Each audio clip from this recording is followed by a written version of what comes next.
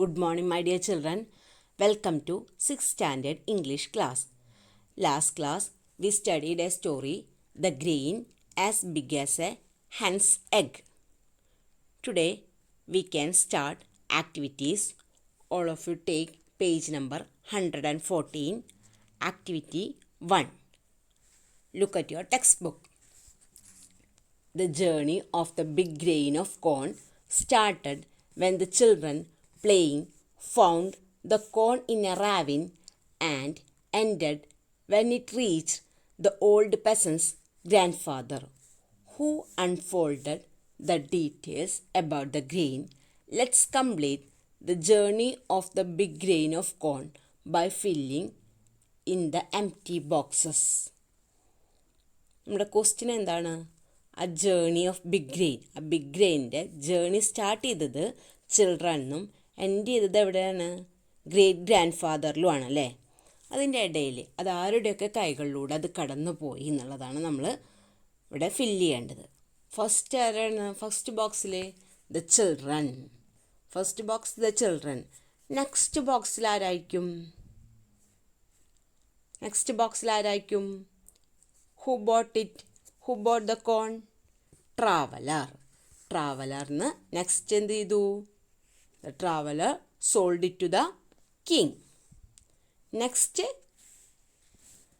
the king showed the grain to wise men. Next ബോക്സിൽ wise men. Next എന്താണ്? Old peasant. Next ബോക്സിൽ peasant's father. Last box great grandfather. First box children, traveller, king, wise men, old peasant's father, great grandfather. ഇതാണ് journey of big grain of corn. Okay, all of you fill the boxes, empty boxes. Activity 2. The king sent for the old man's grandfather and he was brought before the king. The king showed him the grain. The great grandfather looked at it and smiled. Imagine and write the possible conversation between the king and the great grandfather. നമ്മുടെ question എന്താണ്? Write the conversation between the king and the great grandfather. കിങ്ങും great ഗ്രാൻഡ് ഫാദറും തമ്മിലുള്ള conversation എഴുതാനാണ്. ഏത് ടൈമിലുള്ള കോൺവെർസേഷനാണ്? The king send for old man's grandfather. He was brought before the king. Old മാൻ്റെ ഗ്രാൻഡ് ഫാദറിനെ കൊണ്ടുവരാൻ പറഞ്ഞിട്ട് അയാളെ പാലസിലേക്ക് കൊണ്ടുവന്നു അല്ലേ? The king showed him the grain. ആ ഗ്രെയിൻ കൊടുത്തു, അയാൾക്ക് കാണിച്ചു കൊടുത്തു. അപ്പോൾ the great grandfather looked at it and smiled. അതിന് നോക്കിയൊന്ന് പുഞ്ചിരിച്ചു, എന്നിട്ട് അയാൾ ടേസ്റ്റ് ചെയ്തു എന്നൊക്കെ നമ്മൾ കണ്ടു അല്ലേ? ആ ടൈമിൽ എന്തായിരിക്കാം അവരുടെ തമ്മിലുള്ള കിങ്ങും ഗ്രേറ്റ് ഗ്രാൻഡ് ഫാദറും തമ്മിലുള്ള കോൺവെർസേഷൻ നമ്മൾ ടെക്സ്റ്റ് ബുക്കിൽ കണ്ടിട്ടുണ്ട്. എന്താണ് അവർ തമ്മിൽ കുറേ സംസാരിച്ചു അല്ലേ? ആ കോണിനെ പറ്റിയിട്ട് അതെന്തായിരിക്കാം അവർ തമ്മിൽ സംസാരിച്ചത് അത് എഴുതാനാണ് നമ്മളോട് പറഞ്ഞത്. അപ്പോൾ all of you read the story again. Write the conversation between the king and the great grandfather in your നോട്ട്ബുക്കിൽ എഴുതാം. സ്റ്റാർട്ട് ചെയ്തത് എങ്ങനെയാണ് കോൺവെർസേഷൻ? കിങ് ആണല്ലേ സ്റ്റാർട്ട് ചെയ്തത്. കിങ് എന്താ പറഞ്ഞത്? Dear grandfather, can you tell me where this corn was grown? അപ്പോൾ അതിൻ്റെ ആൻസർ എന്താണ് ഗ്രേറ്റ് ഗ്രാൻഡ് ഫാദർ കൊടുത്തത്? നമ്മൾ സ്റ്റോറിയിൽ കണ്ടു അല്ലേ? Corn like this used to grow everywhere in my time. Corn like this used to grow everywhere in my time. അപ്പോൾ പിന്നെയും അവർ തമ്മിൽ കുറേ സംസാരിച്ചു, കിങ്ങും ഗ്രേറ്റ് ഗ്രാൻഡ് ഫാദറും. ആ കോൺവെർസേഷൻ എഴുതാനാണ് പറഞ്ഞിരിക്കുന്നത്. അപ്പോൾ all of you read your textbook again. Write the conversation between the king and the great grandfather in your notebook. All of you write the conversation ഇൻഡിവിജ്വലായിട്ട് എഴുതുക. ടീച്ചർ നോട്ട് അയക്കാം. ആദ്യം നിങ്ങൾ എന്തായാലും ഇൻഡിവിജ്വലായിട്ട് എഴുതണം. അത് കഴിഞ്ഞിട്ട് ടീച്ചേഴ്സ് വേർഷനും കൂടി കോപ്പി ചെയ്യുക നോട്ട്ബുക്കിലേക്ക്. Okay. Activity 3. Look at the pictures carefully. All of you, look at the picture in page number 115. Do you see flies hovering over the fruits in basket A? Why do you think there are no flies around the fruits in basket B? You can see two fruits basket, but flies hovering only on basket A. What may be the reason? Discuss and write. Flies എവിടെ മാത്രമാണ്? Basket എയുടെ മുകളിൽ മാത്രമേ ഉള്ളൂ. What may be the reason? Can you say? നിങ്ങൾക്ക് പറയാൻ സാധിക്കുമോ എന്തുകൊണ്ടാണെന്ന്? എന്താണ്? Fruits in the basket B are coated with pesticides. എന്താണ്? ഫ്രൂട്ട്സ് ഇൻ ദ ബാസ്ക്കറ്റ് ബിയിൽ എന്തുണ്ട്? പെസ്റ്റിസൈഡ്സ് അടിച്ചിട്ടുണ്ട്. അതാണ് എന്ത്? ഫ്ലൈസ് ഒന്നും ഇല്ലാത്തത്. So our answer is fruits in the basket B are coated with pesticides. Fruits in the basket B are coated, C-O-A-T-E-D, coated with pesticides, P-E-S-T-I-C-I-D-E-S, P-E-S-T-I-C-I-D-E-S, pesticides. Hence, there are no flies on it. Hence, there are no flies on it. Okay. അപ്പം അത് ടെക്സ്റ്റിൽ എഴുതാം. Next activity, activity 4. In Kerala, we buy most of the vegetables and food items from the market. But there are many people who grow vegetables and food grains in their houses or farms or schools. Name some vegetables and fruits that you can cultivate at home or in your school. നമുക്കറിയാമല്ലേ, നമ്മൾ കുറേ food ഐറ്റംസും വെജിറ്റബിൾസൊക്കെ എവിടെ നിന്ന് മേടിക്കും? മാർക്കറ്റിൽ നിന്ന് മേടിക്കും.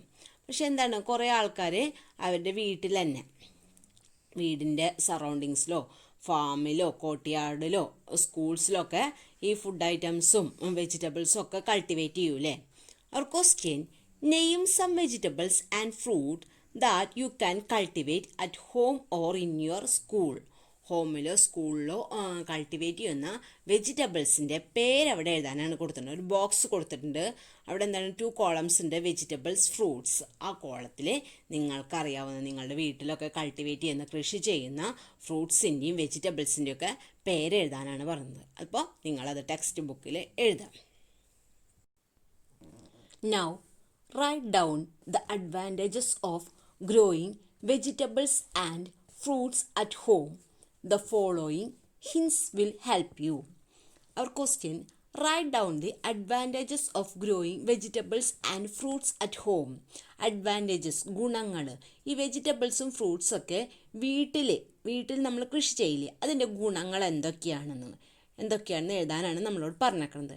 എന്തൊക്കെയായിരിക്കും ഗുണങ്ങൾ?